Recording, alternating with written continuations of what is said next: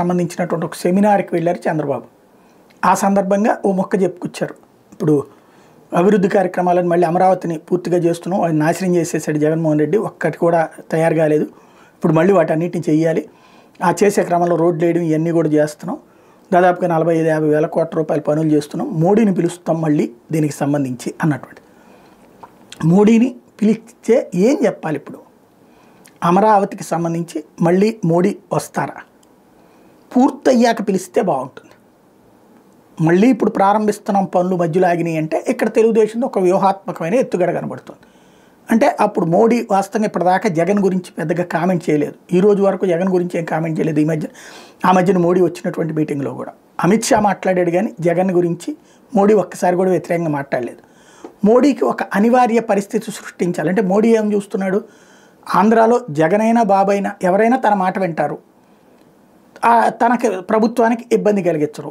At the same time ఇక్కడ రాజకీయాలకు సంబంధించి తన స్థాయిలో డెవలప్మెంట్ గురించి మాట్లాడుతున్నాడు, కానీ ఒక జయలలిత గురించి స్టాలిన్ గురించి మాట్లాడినట్టు, మమతా బెనర్జీ గురించి మాట్లాడినట్టు, లేకపోతే వేరే చోట ఇప్పుడు మన దీనికి వెళ్ళినప్పుడు దాన్ని ఏమంటాము, మహారాష్ట్రకి వెళ్ళినప్పుడు ఉద్ధవ్ థాకరే గురించి మాట్లాడినట్టు ఇక్కడ మాట్లాడట్లేదు.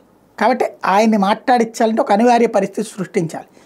తద్వారా మీటింగ్ పిలిస్తే ఆ మీటింగ్లో అదిగో జగన్ విధ్వంసం చేస్తే అమరావతిని ఇప్పుడు 3 రాజధానులని గంతులేస్తే దాన్ని ఇప్పుడు చంద్రబాబు బాగా కాపాడారు, అమరావతి మహానగరం ఎట్లాగో అమరావతికి నిధులన్నీ ఇస్తుంది కేంద్రమే, అప్పులు ఇప్పిస్తుందంతా కూడా, లేదు అది కేంద్రమే ఇస్తుందని ఇక్కడ చెప్తున్నారు. ఆ ముక్క మోడీ చేత చెప్పించాలి ఇక్కడ అన్నటువంటి 2 అనివార్యమైన స్థితులను క్రియేట్ చేయాలని చూస్తున్నారు.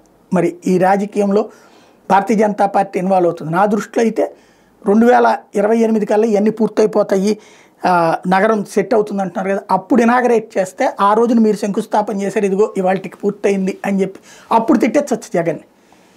ఇప్పుడు పెడితే కనుక ఏం జరిగింది ఏం చేశాము అన్నటువంటి కాన్సెప్ట్ తెర మీదకి వస్తుంది.